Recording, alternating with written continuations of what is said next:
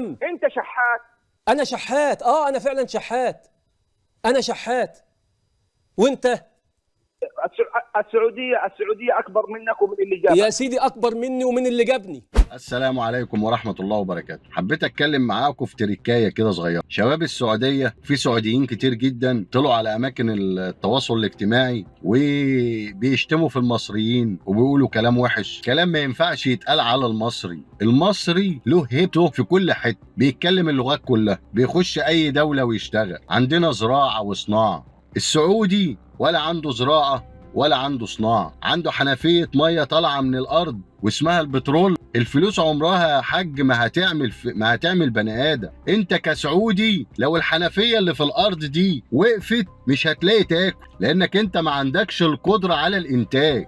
المصري هو اللي مشغل، واحنا كلنا اولا واخيرا مسلمين. لو انت عايز تعيب في المصري، فالمصري معروف في كل حته والعالم كله بيعمل له الف حساب بما فيهم مصر. فاما واحد سعودي يهين المصريين، فانا هقول له كلمتين اتنين. يا ريس، لما حد يسألنا انت منين، بقول له انا من البلد اللي فيها العراقي والسوري والليبي واليمني والسوداني عايشين فيها وما فيهاش مخيمات، يعني واكلين شاربين نايمين، اخر البيت بيخش 4 جدران وياكل ويشرب وآمن وبياخد ورق وبيبقى له اقامة. جميع الجنسيات، مش عاملين لهم مخيمات زي تركيا وفي الاخر يقولوا ده دول خدم.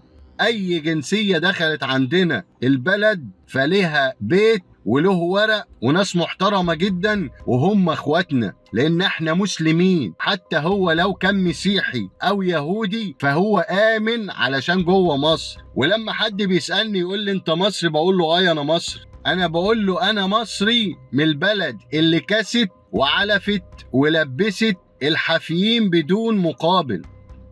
كل اللي دخل فيها وعايز ياكل عيش فهو كل عيش. بقول له انا من البلد المفتوحة لكل واحد عايز يعيش بما يرضي الله ويعمل شغل وياكل عيش مهما كانت جنسيته ومن غير كفيل. مش ان انا اربط نفسي بكفيل وكفيل سعودي ويجي يمرمط الواحد ويمين وشمال ويعمل زيه. ما عندناش كفيل. اللي عايز ياكل عيش فهو بياكل عيش بكل ادب واحترام عشان احنا في مصر. هقول له انا من البلد اللي حررت ارضها بدم ولادها، ما طلبتش من حد انه يموت معاها عشان يحررها.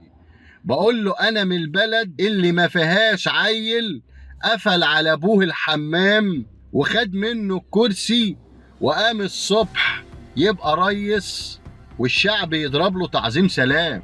بقول له انا من البلد اللي قاوت سيدنا يوسف عليه السلام بعد ما اخواته رموه في الجب ورموه واكلنا العالم كله ايام ال7 العجاف. مصر ام الدنيا، مش السعودية علشان معاها فلوس وربنا رزقها بحنفية البترول تتطاول على الناس. احنا اولا واخيرا مسلمين. لو هنرد على بعض يبقى فيه لباقة احسن من كده وكلام احسن من كده.